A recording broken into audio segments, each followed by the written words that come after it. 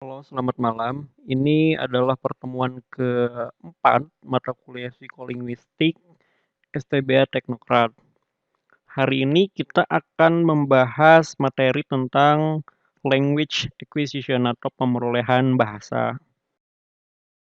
George S. Lewis bilang bahwa manusia berbahasa itu ibarat burung yang bersayap. Jadi kalau kita lihat burung atau ngomongin burung, ciri paling utamanya itu ya sayapnya. Sedangkan manusia, ciri paling utamanya adalah bahasanya dari segi pandang linguistik ya. Jadi kalau manusia tanpa bahasa itu sama kayak burung tanpa sayap. Jadi kehilangan cirinya, kehilangan esensi utamanya sebagai makhluk sosial.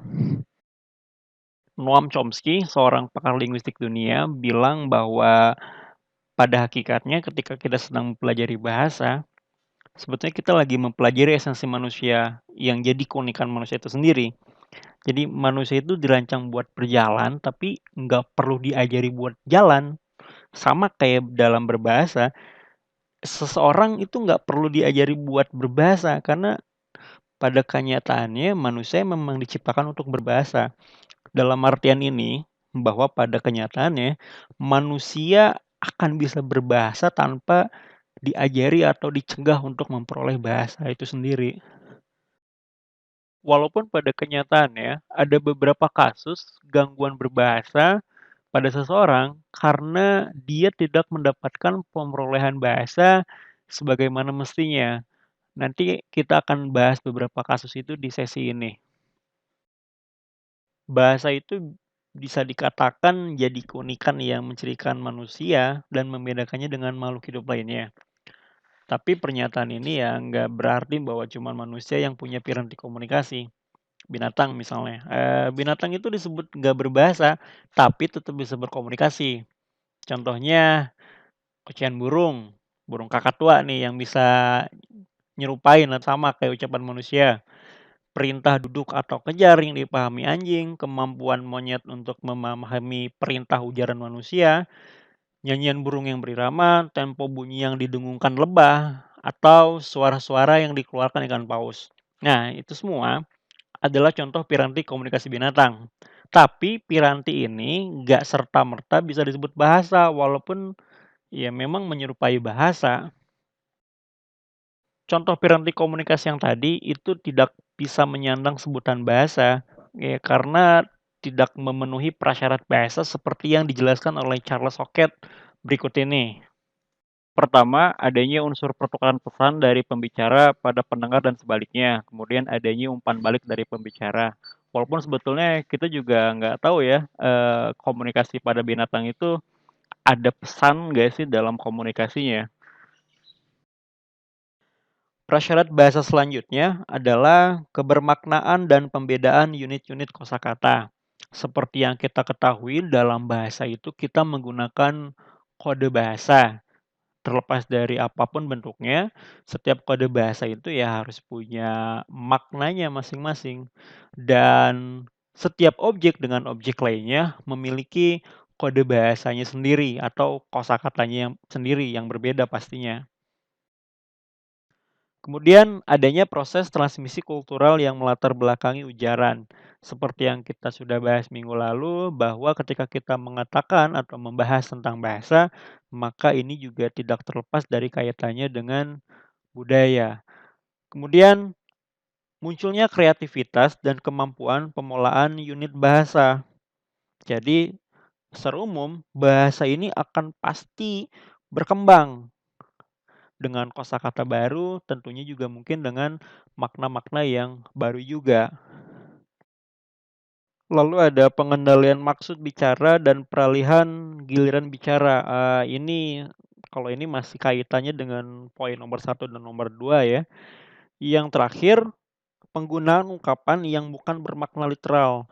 Jadi bahasa itu, dalam setiap bahasa pasti memiliki sebuah kode bahasa yang kosakatanya atau morfemnya atau katanya itu secara leksikal tidak sama artinya dengan secara konteks. Contohnya misalnya, apa ya, yang gampang nih misalnya torik buaya darat misalnya, atau torik buaya. Nah, secara leksikal, buaya itu kan artinya binatang, amfibi, punya gigi panjang, apalagi hidup di air, pemangsa, buas gitu, pokoknya binatang lah. Tapi secara konteks, buaya di sini artinya bisa jadi mungkin licik atau jahat atau penipu atau tukang rayu mungkin ya. Ciri-ciri di atas itu dicetuskan pertama kali oleh Charles Hockett pada tahun 63. Tapi kemudian melahirkan pro kontra seputar pengistilahan bahasanya. Jadi beberapa linguis itu menyebutkan bahwa keutamaan bahasa adalah pada kebermaknaan dan fungsi komunikatifnya. Namun demikian, kompleksitas bahasa kurang jadi titik tekannya. Jadi intinya ya ada beberapa yang mengatakan bahwa bahasa binatang itu ya bahasa karena itu memiliki fungsi komunikatif. Walaupun kebanyakan linguis tidak menyatakan seperti itu ya. Kemudian secara sederhana, Field mengkategorikan ciri-ciri bahasa tadi itu ke dalam beberapa kelompok. Yang pertama itu bahasa ini menggunakan saluran bahasa. Jadi secara umum yang namanya bahasa itu menggunakan saluran audio, baik itu vokal ataupun pendengaran. Walaupun sebetulnya bahasa bisa dihasilkan oleh media-media lain tanpa harus menggunakan vokal atau audio. Contohnya ya bahasa isyarat misalnya itu kan menggunakan gerakan tangan ya. Kemudian bahasa juga harus memiliki ciri-ciri semantis. Jadi setiap bahasa apapun kode bahasanya itu harus memiliki makna. Kemudian bahasa itu digunakan atau dipelajari dan digunakan untuk mempelajari bahasa itu sendiri. Kemudian bahasa juga harus memiliki struktur. Seperti yang kita tahu bahwa sebetulnya bahasa ini memiliki struktur yang universal. Mungkin kalau dalam bahasa Indonesia ya subjek, predikat, objek ya. Dalam bahasa Inggris pun sama, habis subjek ya predikat, predikatnya bisa kata kerja ataupun kata yang lainnya. Kemudian bahasa juga harus memiliki fungsi. Ya, ini udah kita bahas di pertemuan pertama atau kedua lah, soal fungsi bahasa kalau tidak salah ya. Oke, dari paparan tadi, ya nyata lah bahwa sebetulnya hanya manusia yang layak disebut berbahasa, mengingat kompleksnya, rumitnya ke bahasa itu sendiri. Kembali pada pendapat Chomsky tadi, manusia itu sejak lahir akan mempelajari bahasa dengan sendirinya. Meski serumit apapun, anak akan memperoleh bahasa. Proses pemulihan bahasa ini berlangsung secara alami, tidak dengan cara ngapalin kosakata, aturan-aturan gramatika atau grammar, dan aplikasi secara sosial. Jadi, kamus bahasa itu udah ada di dalam otak anak dan tersusun secara otomatis tanpa teori. Sedangkan kemampuan gramatika, anak itu terasah dari pemerolehan yang disimaknya dalam kehidupan sehari-hari. Perihal pemerolehan bahasa dan seluk-beluknya ini jadi teman kajian psikolinguistik ya, yang merupakan studi psikologi bahasa yang mengulas proses mental yang terjadi saat penggunaan dan pemerolehan bahasa. Jadi studi ini tuh terkait dengan disiplin ilmu lainnya, misalnya linguistik, ya yang mengkaji struktur dan perubahan bahasa. Ada juga neurolinguistik yang mempelajari hubungan antara otak dan bahasa, dan juga sosiolinguistik yang membahas tentang hubungan antara bahasa dan perilaku sosial. Dalam pembahasan sesi ini, akan kita jelaskan bagaimana perkembangan bahasa pada anak, yang kemudian mengarah juga pada penjelasan tentang pemerolehan bahasa pertama dan kedua pada anak, sebelum pada akhirnya, kita ngomongin tentang gangguan berbahasa. Nanti minggu depan lah ya setelah UTS, sama Torik sama Mister Endra kalau nggak salah nanti dibahasnya. Oke, sekarang kita masuk ke bagian tentang pemerolehan bahasa, hakikat pemerolehan bahasa. Jadi sebetulnya manusia itu sejak lahir sudah dikaruniai oleh Tuhan dengan apa yang disebut dengan pekat bahasa. Ya, mungkin kita bakal bertanya, buktinya apa? Secara relatif, agak mudah untuk menunjukkan bahwa manusia secara bawaan memang diprogram untuk memperoleh bahasa. Makanya tadi dikatakan oleh Chomsky bahwa manusia itu nggak perlu diajari berbahasa, dia bakal bisa sendiri selama dia ada di lingkungan berbahasa. Oke. Bagian yang paling sulit adalah menemukan secara tepat apa sebenarnya bakat atau bawaan itu. Berkaitan dengan pemerolehan bahasa, ini ada cerita yang cukup menarik sehubungan dengan hakikat bahasa ya. Jadi lebih dari 2000 tahun yang lalu, itu ada raja Mesir namanya Psammetichus. Saya nggak tahu nih bener apa nggak ngomongnya Psammetichus.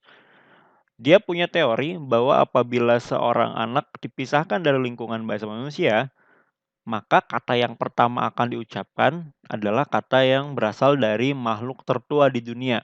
Nah, si raja ini berharap bahwa makhluk tertua itu adalah orang Mesir.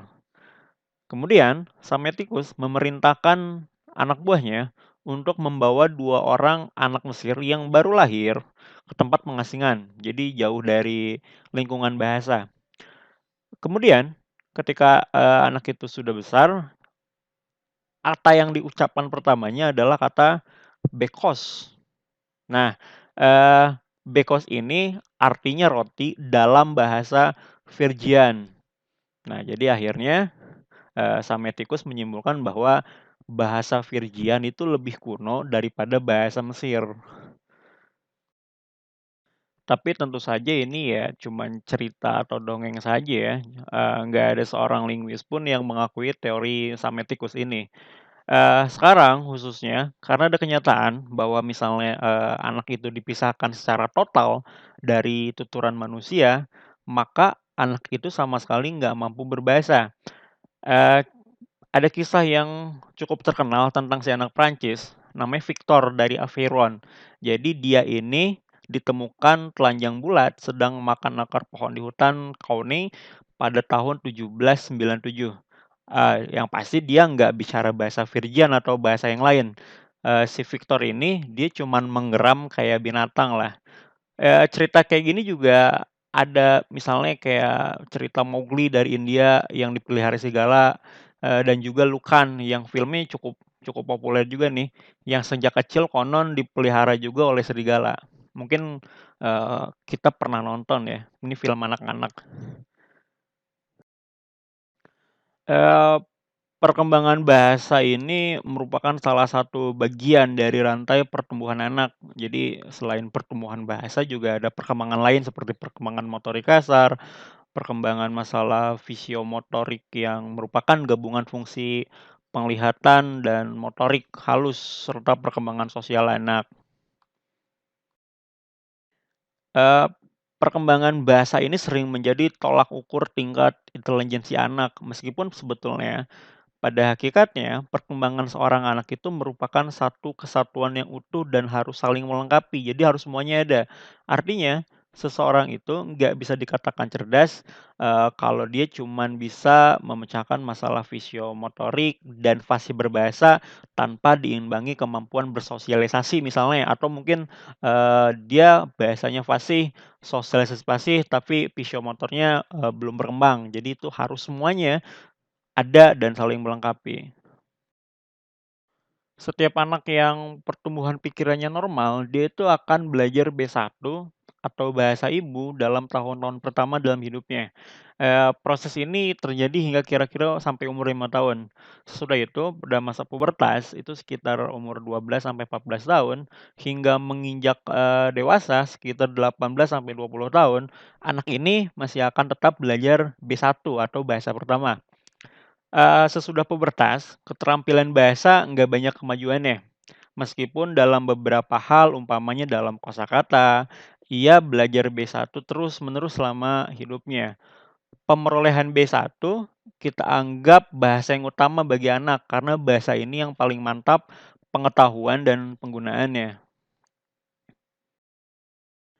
Ketika seorang anak sedang memperoleh bahasa B1-nya, di situ terjadi 2 buah proses yang bernama proses kompetensi dan proses performance. Eee, kedua proses ini merupakan dua proses yang saling berlainan. Jadi kalau kompetensi itu adalah proses penguasaan tata bahasa yang berlangsung secara tidak disadari. Makanya kita dari kecil kan sebetulnya tidak diajari secara legal ya, bagaimana sih tata bahasa atau struktur bahasa itu seharusnya. Tapi, dengan sendirinya kita akan mampu menguasai struktur bahasa yang betul. Proses kompetensi ini juga menjadi syarat untuk terjadinya proses performance. Proses performance itu berarti kita menghasilkan bahasa. Ini juga menyangkut proses pemahaman dan proses memproduksi ujaran. Jadi, kalau yang namanya proses pemahaman itu melibatkan kemampuan kita untuk mengartikan atau mempersepsi kata atau kalimat yang didengar oleh, kita dari orang lain. Sedangkan proses memproduksi ujaran adalah kemampuan kita untuk menghasilkan bahasa itu sendiri. Selanjutnya, indikator perkembangan bahasa pada anak itu meliputi fungsi reseptif dan fungsi ekspresif. Jadi kalau fungsi reseptif itu adalah kemampuan anak untuk mengenal dan bereaksi terhadap seseorang, terhadap kejadian lingkungan sekitarnya, kemudian terhadap, mimik dan suara, dan akhirnya pada kata-kata. Kemudian fungsi ekspresif. Fungsi ekspresif ini yaitu kemampuan anak untuk mengutarakan keinginannya atau pemikirannya. Nah, fungsi ekspresif ini dipengaruhi oleh fungsi reseptif, eee, dan merupakan kemampuan yang lebih kompleks mengingat anak itu kan mulai dengan komunikasi preverbal. Makanya kalau anak-anak, bayi itu mereka untuk mengutarakan keinginannya tentu saja tidak dengan kata-kata. Misalnya kalau pengen sesuatu, mungkin dengan tangisan atau dengan gerakan tubuh. Nah, setelah itu, baru dilanjutkan komunikasi dengan ekspresi wajah, gerakan tubuh, dan pada akhirnya dapat menggunakan kata-kata atau komunikasi verbal. Lalu di sini ada sebuah tabel tentang tahap perkembangan bicara pada anak. Di sini dibagi berdasarkan fungsi reseptif dan fungsi ekspresifnya ini untuk anak umur 1 sampai 4 tahun. Silakan baca dengan baik. Nanti kalau misalnya ada yang kurang jelas, boleh ditanya kepada saya. Mungkin, saya sedikit kasih penjelasan tentang yang, mama yang usia 9 bulan sama 11 bulan di yang bagian ekspresif ya. Di sini maksudnya mama without meaning sama mama tapi jadi the first word. Jadi pada usia 9 bulan, si bayi ini bisa mengucapkan kata mama, itu sebetulnya, masih belum mengerti itu artinya apa. Jadi hanya karena si bayi ini sering mendengar kata mama saja, jadi dia, ikut mengucapkan kata mama. Tapi ketika umur 11 bulan, dia sudah tahu arti dari kata tersebut, bahwa mama itu artinya, ibunya. Nah, mengacu pada tabel perkembangan bicara tersebut, maka seorang anak itu bisa dikatakan mengalami keterlambatan bicara atau kesulitan berbahasa jika kemampuannya menyimpang dari standar-standar tersebut. Menurut data dari National Center for Biotechnology Information tahun 2019, keterlambatan bicara pada anak itu terjadi sekitar 3 sampai 15%, dan merupakan kelainan perkembangan yang paling sering terjadi daripada perkembangan yang lainnya. Dari jumlah tersebut, sebanyak 1% anak yang mengalami keterlambatan bicara tetap tidak akan dapat berbicara, sedangkan 30% lainnya dengan keterlambatan ringan ya, akan sembuh atau menjadi normal dengan sendirinya. Sisanya 70%-nya akan mengalami kesulitan berbahasa, kurang pandai, atau mengalami kesulitan belajar lainnya. Makanya orang tua itu seringkali bingung kalau anaknya belum bisa ngomong atau bicara, padahal perkiraan umurnya udah pas. Tapi kita juga perlu tahu bahwa kecepatan anak dalam belajar bicara itu akan berbeda satu sama lainnya. Anak berumur 2 tahun biasanya udah dapat mengatakan sekitar 50 kata dan berbicara dalam 2 atau 3 kalimat. Di usia 3 tahun, kosakata yang dimiliki meningkat menjadi kurang lebih 1.000 kata. Namun, patokan tadi itu bisa aja berbeda pada setiap anak. Jadi anak-anak itu selalu berkembang sesuai dengan waktunya, mereka masing-masing. Keterlambatan dalam berbicara itu nggak selalu berarti ada masalah serius pada anak. Makanya, dalam setiap fase perkembangan mungkin ada anak yang motoriknya dulu yang berkembang, baru bahasa, ya, atau mungkin bahasanya dulu kemudian baru motoriknya. Selanjutnya, kita akan membahas tentang penyebab speech delay atau keterlambatan bicara pada anak. Menurut headline, ada 7 penyebab keterlambatan bicara pada anak. Di antaranya adalah yang pertama, ada masalah dalam mulut. Keterlambatan bicara itu dapat mengindikasikan adanya masalah dalam mulut, lidah, atau langit-langit. Kondisi tersebut juga dalam kedokteran itu biasa disebut dengan ankyglosia yang menyebabkan lidah tidak bebas bergerak karena frenulum lidah yang terlalu pendek. Frenulum adalah jaringan tipis di bawah lidah di bagian tengah yang menghubungkan lidah dengan dasar mulut. Nah, hal ini dapat menyulitkan anak untuk membuat suara tertentu, terutama fonem D, L, R, S, T, Z, dan T.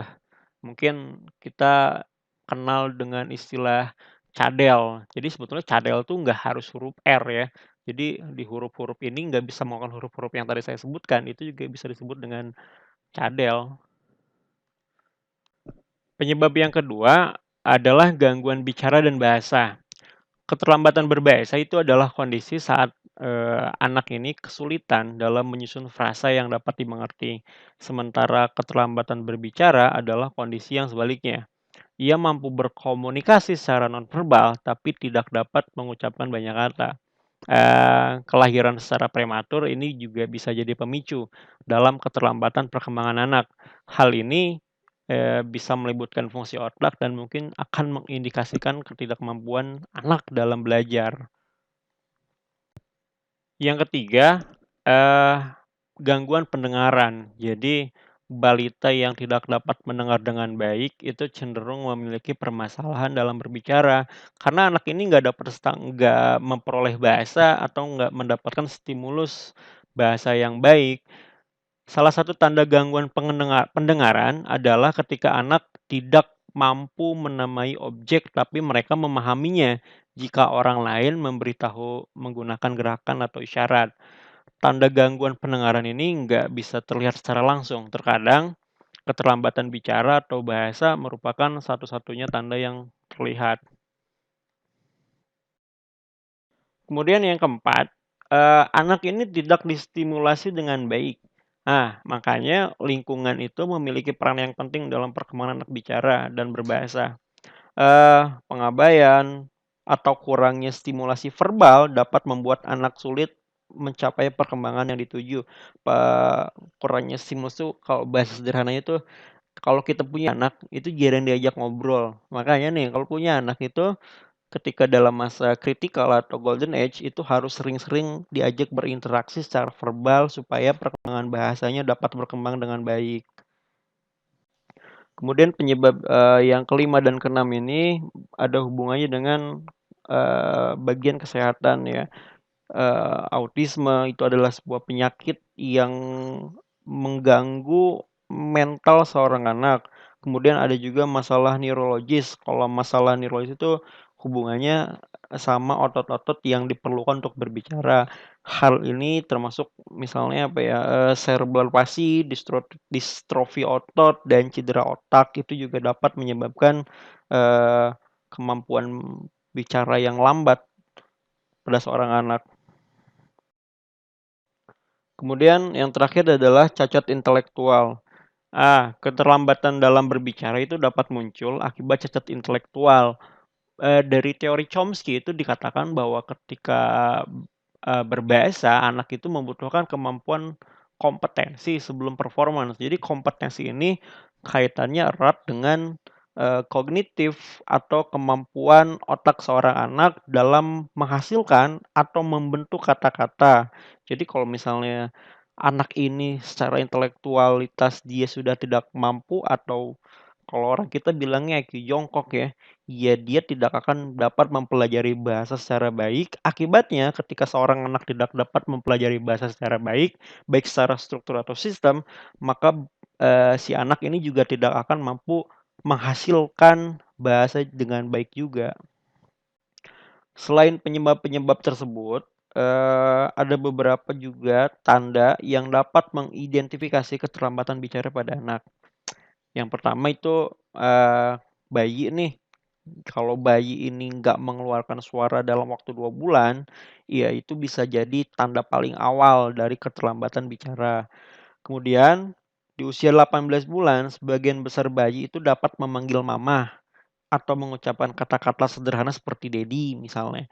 Jadi kalau misalnya usia 18 bulan belum bisa manggil mama, ya itu tanda juga sebagai masalah pada keterlambatan berbicara.